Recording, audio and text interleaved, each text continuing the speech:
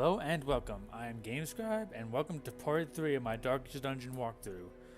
I did one mission where I was over here in the Warrens, and I basically figured that you guys wouldn't want to see me do everything. So I figured, hey, I'll just do the unimportant missions. Like that one was just a really short mission. And I'm going to go into the cove here. I'm going to try and get to the Siren boss. I might get that in this video or the next video. But essentially, my current team is the Crusader, the Pit Fighter, and Antiquarian, and the Vestal. And I'm picking the Antiquarian not because I'm short on money, but because I've heard and I've done a particular exploit. With pelagic nightmares. Look at this finish. They must be flushed out.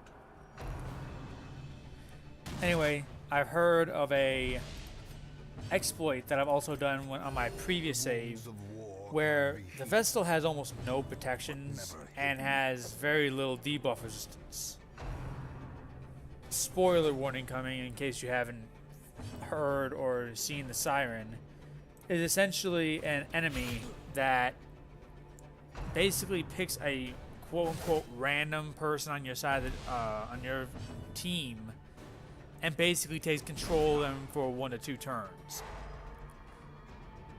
Now, the exploit here is that apparently the Siren will only pick, it usually picks the weakest person when it comes to debuff, which is my Antiquarian. Because one, my Antiquarian is level 0, she has no experience, and the fact that the Antiquarian is not actually a, how would you say, combat focused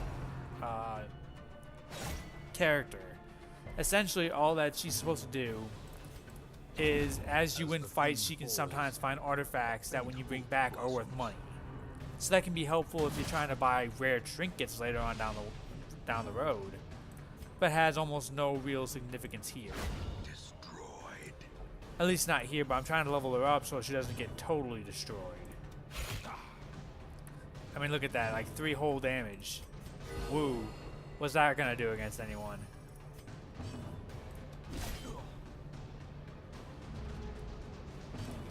Confidence surges as the enemy crumbles. So here we got like a minor antique. It's worth 500 for each one we have, and that's basically what the Antiquarian does. Is she can find, I'm assuming it's a she, can find rare antiques and sell them off once you get back to the hamlet.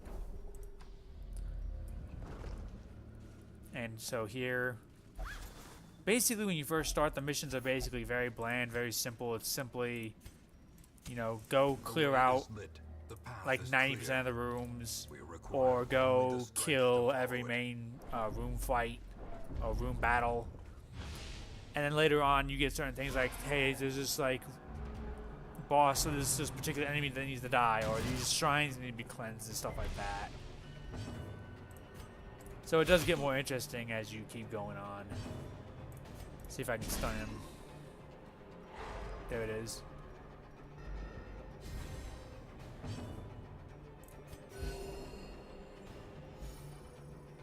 His move resistance is pretty damn high, so I'm gonna try. Actually, no, I was gonna try and just knock him back, but I'm gonna try and do nosebleed. Bleed him for a little bit of damage because he's got a lot of health. But I don't see any protection, so we should be good. But it also decreases his accuracy. There we go. That's what I want to say, accuracy.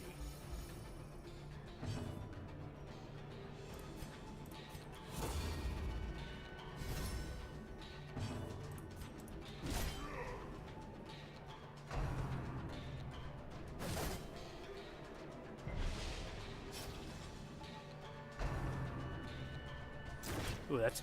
Oh, damn. Normally when he does that, that hurts like a son of a bitch.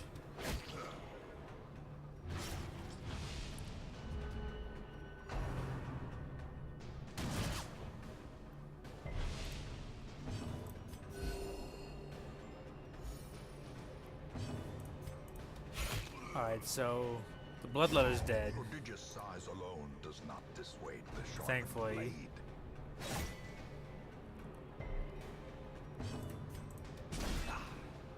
Alright, so I'm going to try and kill the Cutthroat and then heal a little bit.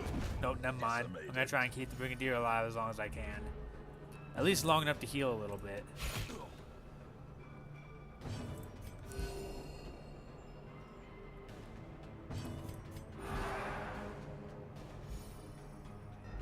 Alright, now I'm gonna try and have my pit fighter. Yep, beat shit out of him. Let's see if this is any good.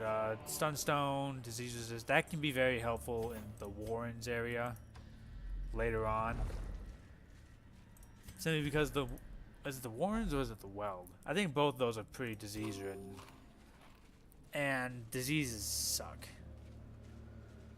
Depending on the disease, it sucks. Like, I remember on one save, I ended up having my pit fighter. He was like a level 5 pit fighter, so he was really freaking strong naturally. And he got attacked by a rabid dog and he got rabies from it. Rabies in this game decreases your accuracy by 10, but it will,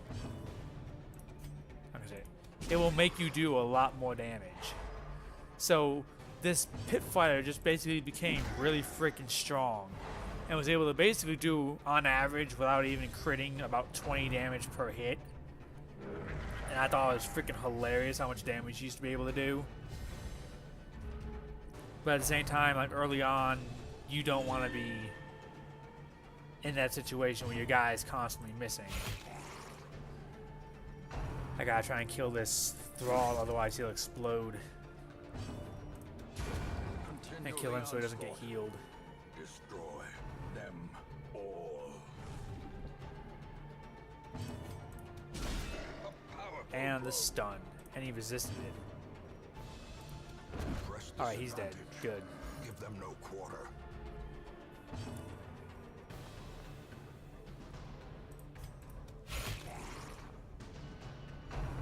I can't imagine actually trying to level up an Antiquarian to like level 5. That would be insanely difficult because she's so worthless. Like, I can get it if you're struggling for money, but at the same time, if you're struggling for money, you can just replay dungeons that you're not going to get destroyed in. Preferably. Because, I mean, this is just... damn. Wealth beyond measure. Awarded to the brave and the foolhardy alike. Essentially, I'm playing with a team of, like, 3. I'm playing with 2 damage dealers and a healer because my... oh, that's awesome. It's going to be fun.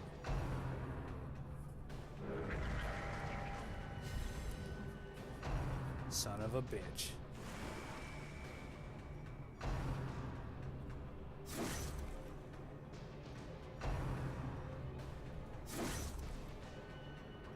And she has no health.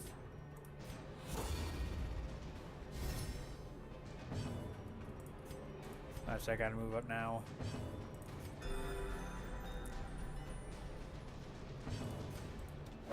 Damn it! The one time I want him to hit and he fucking misses by a fucking country mile.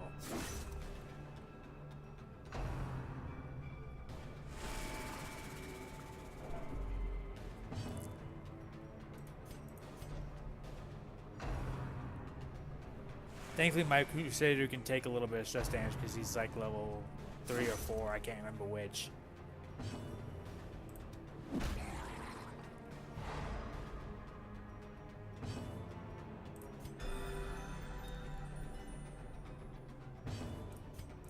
Now if I can get up here and kill these 2 damage dealers, then I can just take these turns to keep these guys alive, or at least one of them, but keep them constantly stunned so my guys can heal a little bit. Because this shit hurts a lot. Because these guys do consecutively like 8 damage per hit, and I can only heal like at max 7. And it's insanely hard.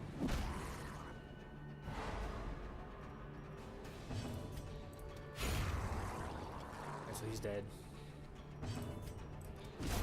Eradicated. Good. That's 2.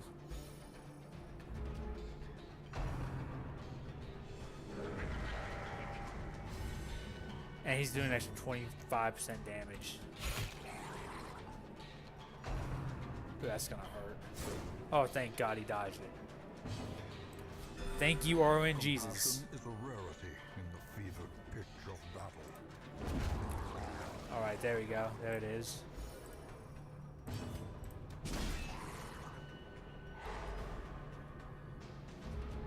Now let's see if I can start netting health here.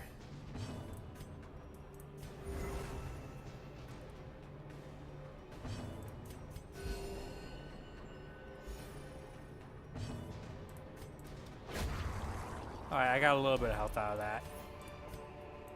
Be wary. Triumphant pride precipitates a dizzying fall. I hate these fucking traps.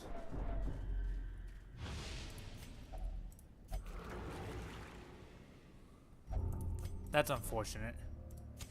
The light. Oh, I've never actually gotten poisoned, or I've never gotten a disease by drinking fucking water. 99 times out of 100, you will actually just get rejuvenated, and you'll like get stress healed. So that really sucks.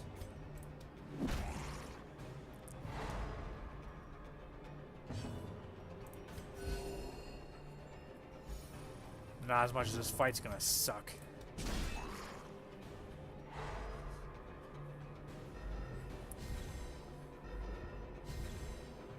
Oh yeah, this is gonna hurt a lot.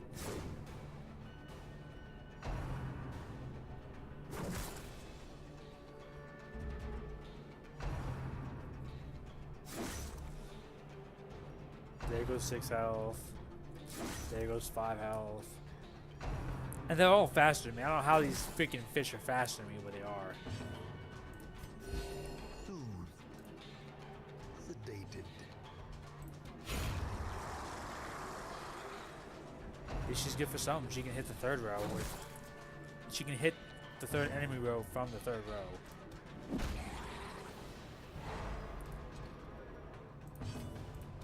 Alright, so now I think they have, since because they are in the first 2 positions, they have to attack the first 2 positions. And I guess I should discuss, in case anyone's actually new here, I should discuss exactly what makes enemies unique. I mean, besides some of them doing more damage than others. Hopefully I'll be able to show you here, or at least in the next fight, an enemy that has protection, where basically, if an enemy has protection, they look really armored up. In this case, they look very scaly. And I think you'll know what I mean when I point it out. And essentially they have what they call protection. Basically, I would assume it would work, the formula would work something along the lines of, you do, say, 10 damage. You do 10 damage normally, but they have 50% protection, so that means they're going to reduce the damage you do by 50%, which would make you only do 5.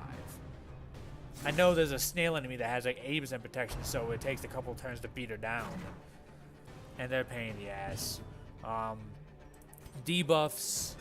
Your debuff chance affects how you get debuffs, so if an enemy hits you with a debuff that's like, oh, well, you have now minus 20% accuracy, then you can resist that more.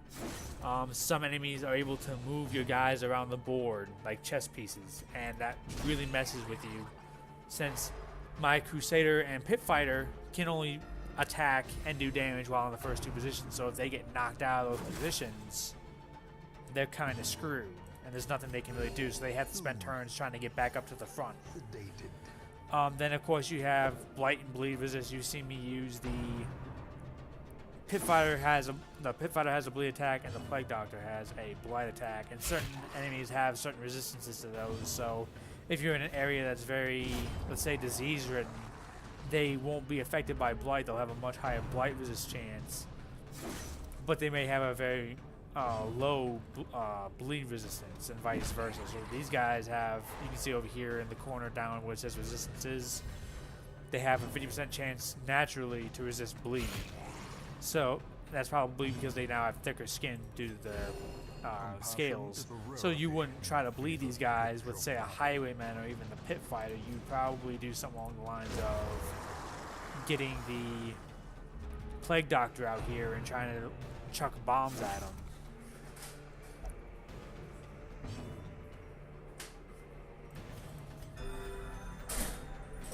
That's just my roommate.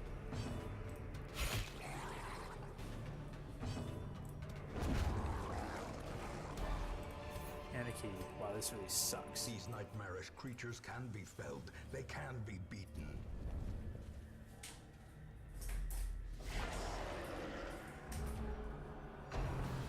Yeah, as I was saying, this, I'm probably gonna butcher this word, Pelagia Guardian has 33% resistance, so she's naturally gonna be harder to hit if you try to go at her. If you try to kill her through just brute strength.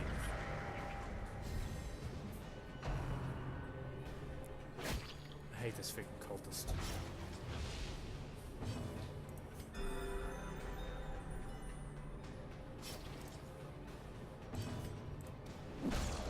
I'm gonna try and move. Okay, that worked. And then try to kill the cultist.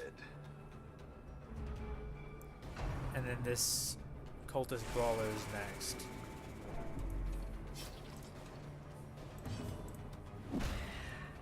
I love that move because it stuns people so freaking easily.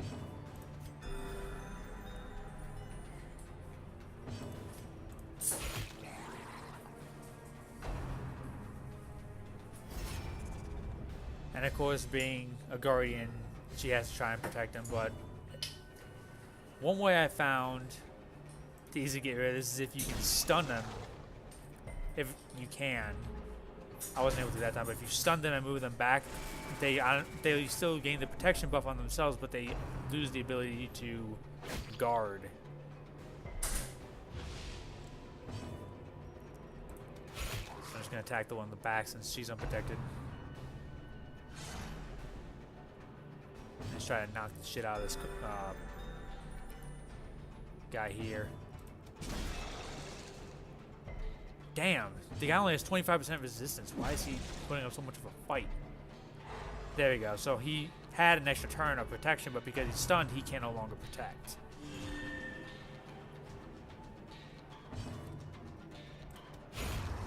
Thank God, no more healing for the youth.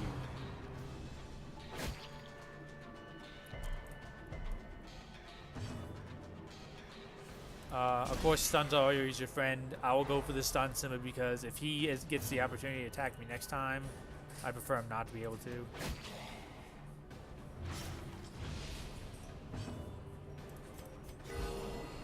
Surgical precision.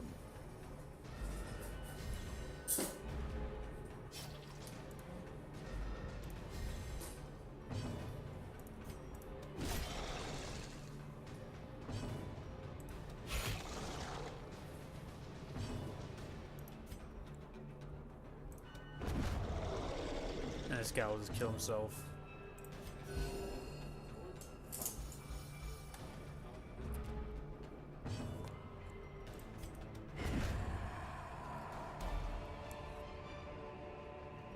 As victories mount, so too will resistance.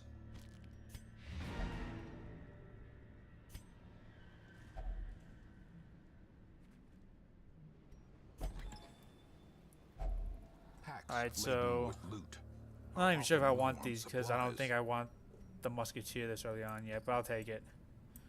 Take the rest, leave that, and leave. At last, wholesome marine life can flourish. If indeed there is such a thing. Damn, I got screwed.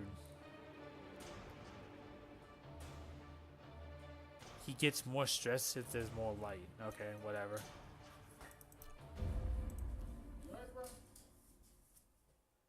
If you're hearing stuff in the background, those are just my roommates. Anyway, thank you all for watching, and I'll see you all in the next video. That must be destroyed.